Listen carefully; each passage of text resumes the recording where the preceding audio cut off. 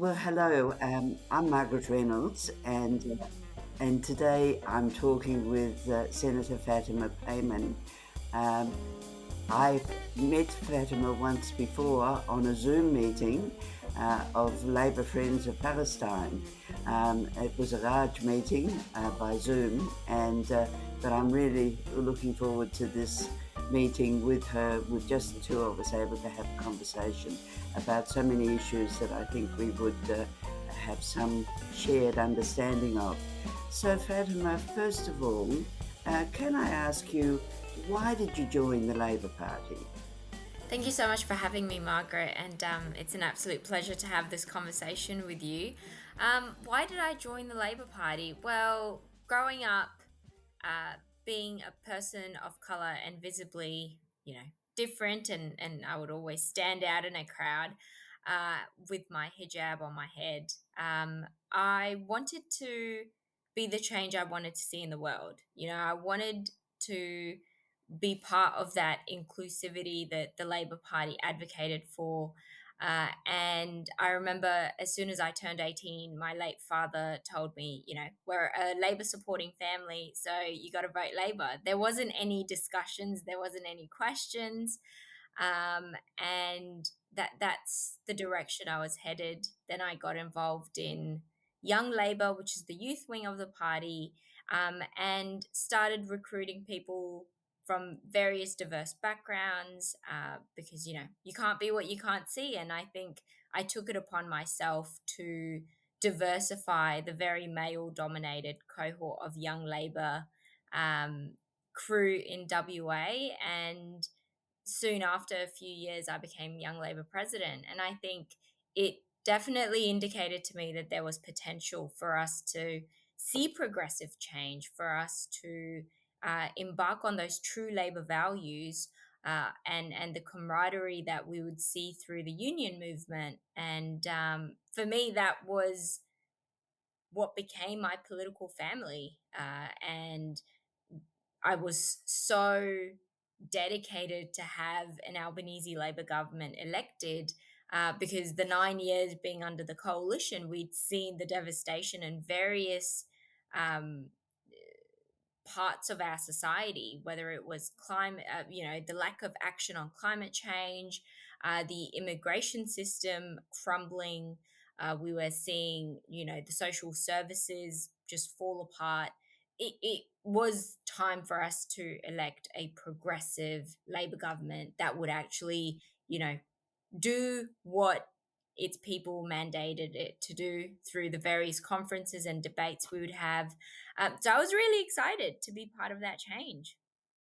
And of course, you were elected as part of that government and as part of that exciting change. What were your first impressions of arriving in Canberra and being one of the youngest members of the parliament? It was intimidating. It was a whole new world. I don't think no amount of experience and work in the union movement or studying politics and law ever prepares you for office. But I was excited. I was excited that we would finally start rolling out the commitments and the promises we'd made. But also, I wanted to inspire the younger generation to see themselves reflected in Parliament through me. And it was an incredible period of time where I guess I was very optimistic. I was, that bright eyed, excited little girl that's just like, oh my God, we can get so much done. There's 3 years of government. We've got all the responsibilities and hopes and dreams of Australians out there on our shoulders. And coming from Western Australia, yes, it was an insane trek to keep flying in and out and being away from family, different time zones. But it was, I felt like this was our opportunity after 9 years in opposition to really get on with the job. Yeah. What were the frustrations of working in an old party structure? I mean, Australia's oldest political party, which many of us are very proud of, but it does have its setbacks. So, what were some of the frustrations that you found working in that structure?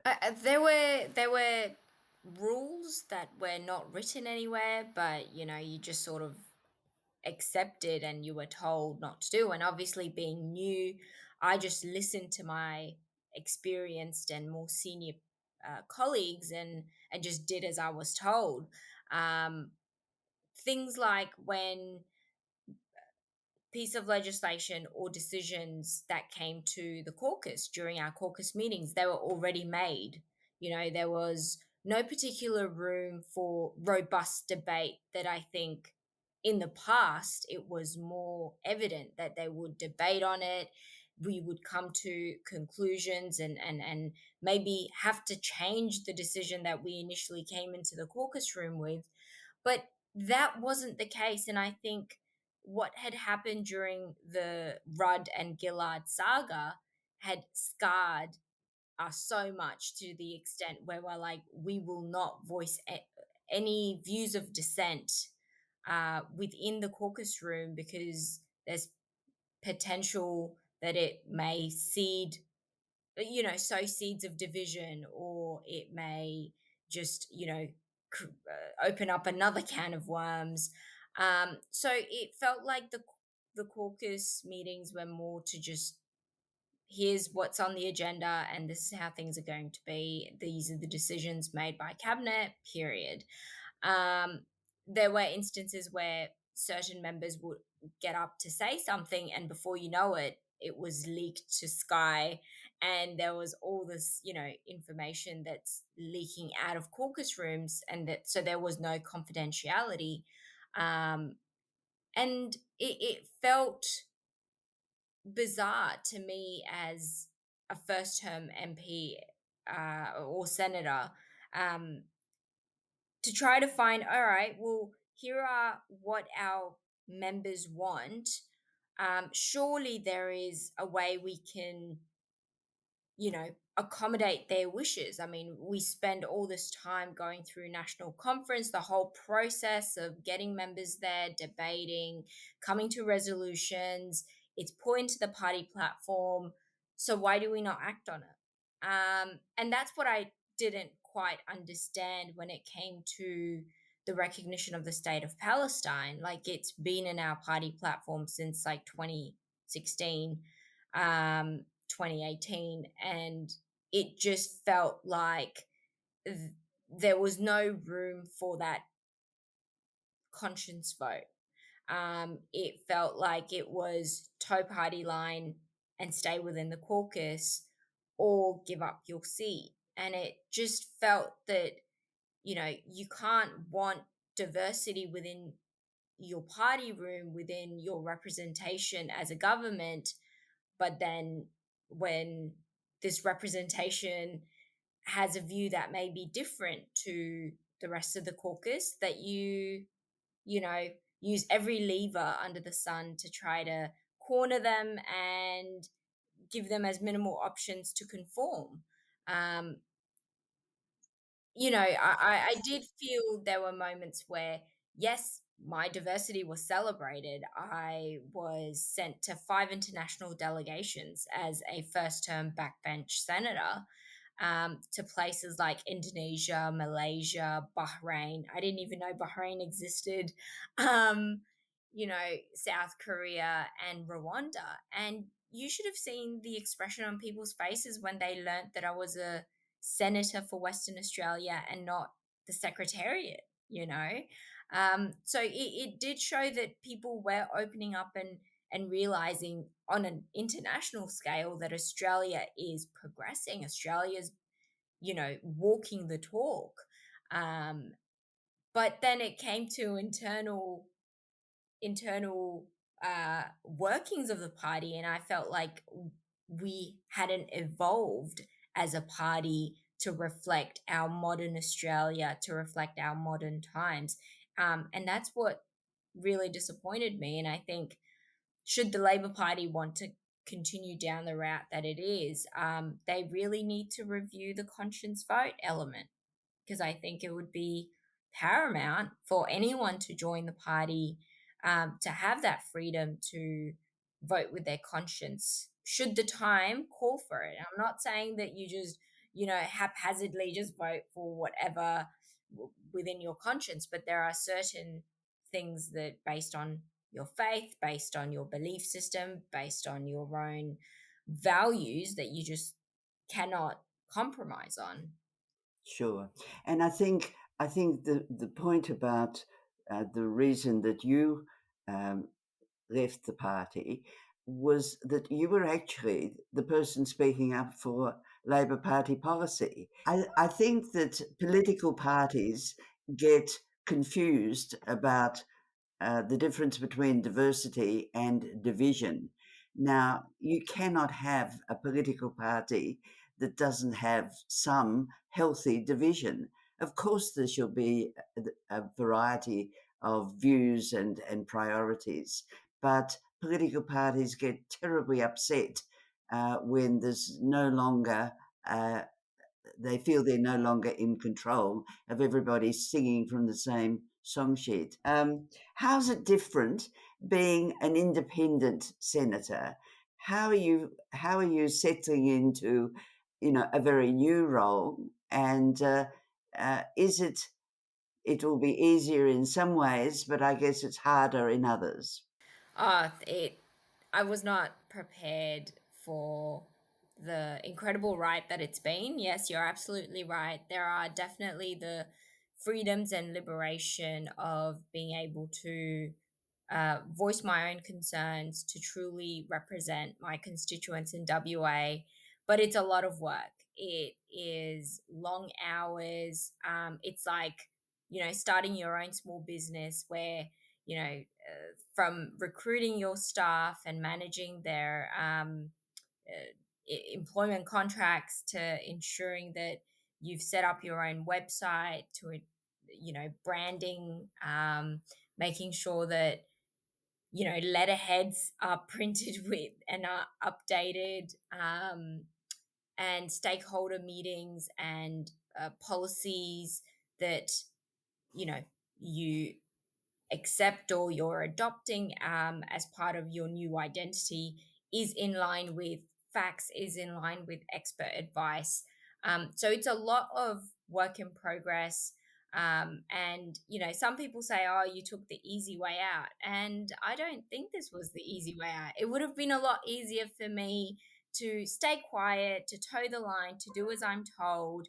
And, perhaps in a few years' time or in a few terms, I may have become even a minister. Like, it would have, if I really focused on my own political progression, I would have just done just that. Whereas wanting to venture out as an independent to truly represent the people that elected me, um, it requires a lot of work. But, as my husband always reminds me, that, the right path is not always the easiest, but it's always worth it. And, having his support by my side has been just an incredible support system, and has, I don't think I would have been able to make it this far without having my husband by my side. But, it came at a personal cost, not just to me, but to my husband as well, when he resigned from his very senior role in state government. But it was the right call for both of us to make. So tell us about Australia's Voice. We haven't got a lot of time, so your three top priorities for the next federal election. Thank you, Margaret. Yeah, it's so Australia's Voice obviously has been an incredible thing that we've been able to initiate and begin, from the feedback that we've been hearing from people who have said, we feel like our voices aren't heard, we feel like we don't have a voice. So establishing Australia's Voice has allowed us to provide people an alternative, to the two major party duopoly that they feel, have just let them down. And I think from from the policy perspective, we obviously don't want to just pluck things out of thin air and say this is our policy. A lot of thought and planning and expert advice is going through it. But some of the things that we're definitely looking into is tackling negative gearing and capital gains tax to ease the pressure on people when it comes to the housing crisis. Really, it, it's hindering not just our ability as a nation to house people, but it's overcomplicating a lot of those social issues that exist and that are initiated from that security in housing. We would also like to see Australia establish uh, its own independent national foreign policy by getting rid of AUKUS, by investing more in cybersecurity and satellite systems that is, you know, valuing and putting forward our sovereignty as a nation. And when it comes to climate change, I think we could do so much more in the renewable energy space where we can be investing in more renewable energy projects, through expanding things in within the regions, ensuring that we're making it easier for developers to bring that renewable energy projects to life, to ensure that our governments are putting those big dollars and prioritizing the pre-existing infrastructure so that industry can just jump in and get started. Like a lot of the things within Western Australia, the transition from coal to renewables in the town of Collie. Yes, there is a timeline, but what's being done in the meantime to boost the renewables infrastructure? Because, you know, it just doesn't plonk down from thin air and, voila, you've got uh, an industry that is functioning smoothly and that is powering our state and our nation by extension. So, um, we definitely need to look into building a local battery manufacturing industry, for example. Like that is definitely one of the avenues that we're going to look into and continue having discussions with experts, because net zero by 2050 is not a far-fetched goal. Like, you know, we need to do a lot more to get there faster. And so in a snapshot, I think those are the key three areas that we'll be focusing on. And how are you planning to negotiate with other parties? Will you negotiate with all parties or just those parties you feel closer to in terms of your priorities and goals? So with negotiations, if it's in terms of, I don't know, pre-selection, sorry, not pre-selection, in terms of negotiations, if we're looking at preferences, that's obviously conversations that are going to be had closer to the election. I mean, we don't even know when the election's going to be held. Some say it could be April, some say it's May. But those are questions that we're going to have in due course. We are just going to focus on what's good for Australians overall and what we're being asked to do. I do think that, you know, there are going to be certain um, boundaries that we'll have to place when it comes to preference deals. But again, that's conversations that are going to be had, and we haven't even gotten to that stage yet. Still looking at pre-selecting and reviewing all the incredible people around Australia who have expressed their interest to run as candidates for Australia's voice. Now, you mentioned that if you had been able to stay within the Labor Party sometime in the future, you I would say, would have been a minister.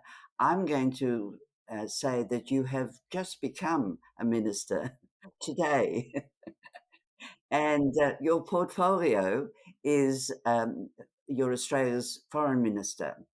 What would be your immediate decision uh, to try to protect Palestinians in the coming weeks. As an Australian minister, knowing the limits on Australian ministers to, you know, they cannot literally stop a war that's going on. But what would be your priority if you were sitting in that chair and you could call your head of department and say, "This is what we must do," and no pressure, but also no obstacles. No, I appreciate that. It's quite the hypothetical there. Very far fetched. In terms of what I would do as a foreign minister, is review our international legal obligations as a middle power, as a very successful multicultural democracy, to be an example for the region, by ensuring that any decision that's made, it is within our humanitarian international obligations, that when it comes to the ICC and the ICJ, that there is unequivocal respect and submission to what decisions are made at a higher court, that there's respect there, but also that there's parity when it comes to valuing human life. That's applied across the board, regardless of who the victims are and regardless of who the transgressor or the perpetrator is. Um, I sometimes say, if the state of Israel is such a close friend and ally to Australia, well, if your friend was doing something wrong, wouldn't it be an obligation on you to hold your friend back and say, hey, this isn't right? Like, you're crossing lines here, you're crossing boundaries, and you would stop them.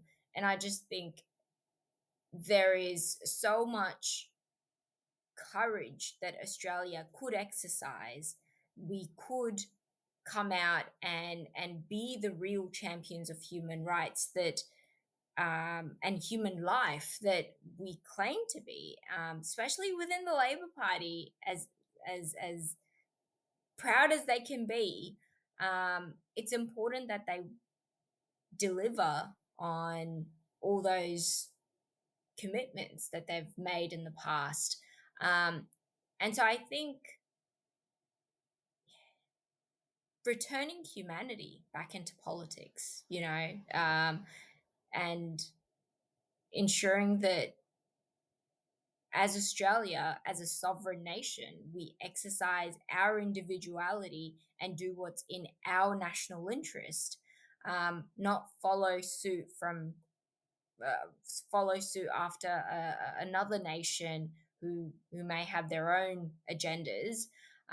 Because at the end of the day, what is going on our shores is a problem that we will have to address, that is within our remit to fix, not what's happening in somewhere else far away. But if something like the genocide in Gaza is impacting our constituents and our people here on our shores, we need to do something about it instead of contributing to it. Instead of, you know, putting our hand up and saying, hey, we will supply coal to Israel, just saying, maybe we'll put a pause to this. Maybe until there is an investigation that's thorough, and gives closure to Zombie Frankham's family, we will pause all forms of trade with this country.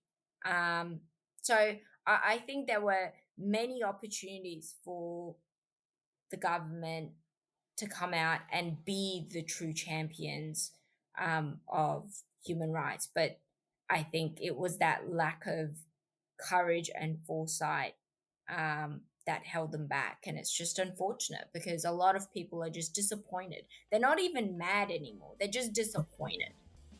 Well, Fatima, it's been a delight to talk with you. All the very best for the future and look forward to catching up with you one of these days.